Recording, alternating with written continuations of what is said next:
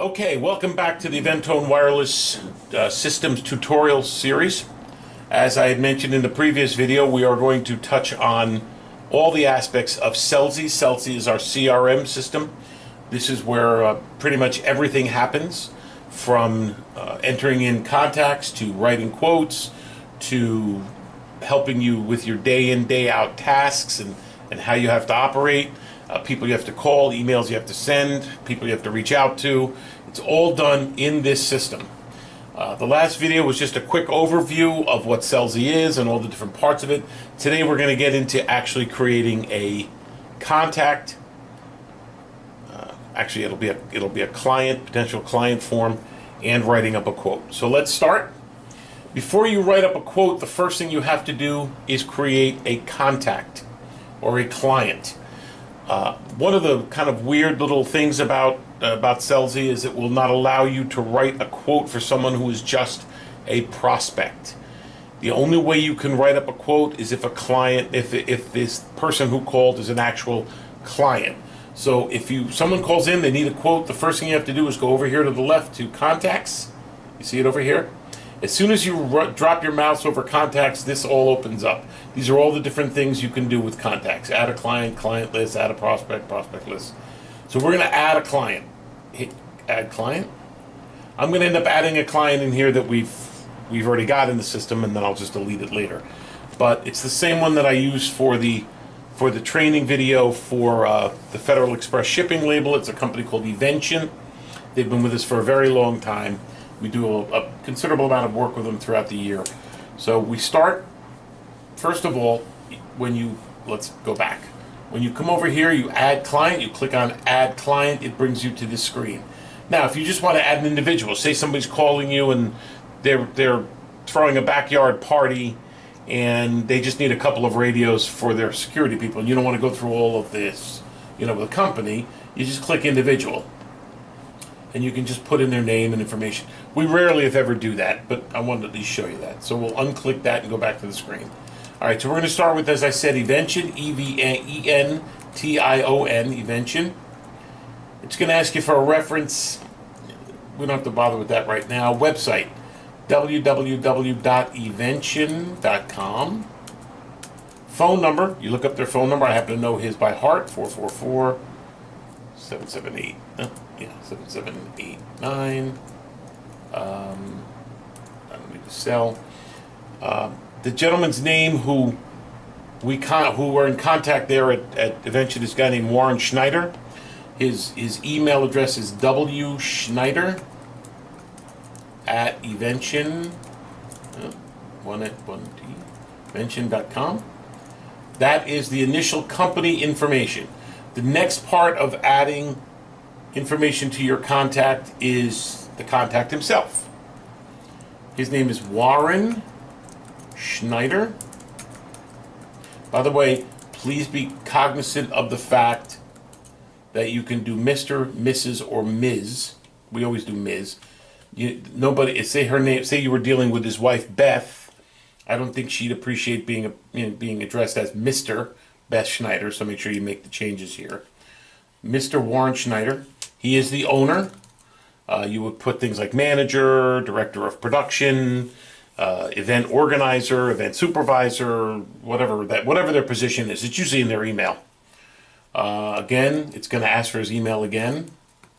The reason why it does this, and I know it seems a bit redundant, but the reason why it does this is because sometimes there's a company email that is different than the person you're speaking with. So there might be two different emails, two different phone numbers, so you put it in twice. Okay. Company type up here. He is an event production. It's event production. It could be things like media. It could be construction. It could be education. Whatever the actual category they fit into, you put that up here. I don't need tax number and all that stuff. I'm not going to worry about that. Now, that's their primary information. You also need to put their address in because that goes on the quote. So you click down here where it says main address, you hit add, and a separate set of fields opens up. What location is this? This is his office. Is it a factory? Is it a warehouse? Is it a production facility? Is it a hotel? His happens to be an office. The address over there is, I believe, all of a sudden I drew a blank on his address, but I believe it's 285 South Broad Street, and that's in it's in a town called Glen Rock. Their zip code is 07452, and when you put that in, Sellsy will automatically drop down here. You just click on it and it autofills. You hit save. It's asking me because they know there's another one in there, so it's asking me if I want to do it again. This is the screen we just created. This is the file, the screen of the file we just created. Inside of this file, we can do many things, okay? Let's look at this screen quickly. We'll go all the way over to the far left, not this screen here because this is just a smaller version of something we covered in the last video. Let's go over to here to this part of the screen. Actions. Now, what does that mean? It means what do you want to do with this contact you've now created? Do you want to edit it? Do you want to edit the preferences? This allows you to set certain preferences so certain things will always show up when you go to Evention. It's not necessary. A lot of this stuff you don't really need to worry about. Here's the only parts of this you really need to focus on. Create document, create rental, create rent. Now, what is the difference? All right, let me explain. There are two different types of, well, there's actually three different types of services and or products they can do through Eventone Wireless. They can either purchase a piece of equipment or pieces of equipment, or they can rent it. If they're going to purchase something, then all you need to do is create a document. You hit create document, it opens up the document, you list the items that he wants to buy, it'll automatically tally it up. I'll show that to you in another video. But it's a much simpler document than a rental because they're just buying it and keeping it. Rentals, on the other hand, have time frames on them. They have pricing. They have all kinds of different things that they can do. So we're gonna create a rental here. Remember, the two ones we want to be concerned with here is create document, create rental. If someone's calling in for a rental quote, you have to go to create rental, hit click, and it will bring you to this field. This field has a couple of different other things you need to know about. There's a drop down here. You can either write it up as a rental, or if you click this arrow, as a booking. What is the difference?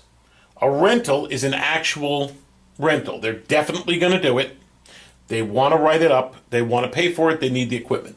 A booking is someone who wants a quote for that time period.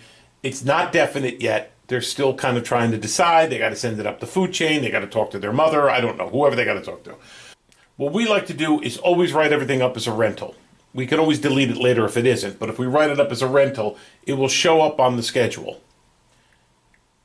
Think of it this way. If you write it up as a rental and you're wrong, nobody's really harmed.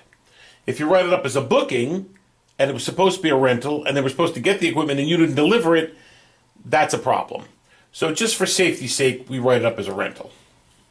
The next field down is the client, which autofills because you were in his file.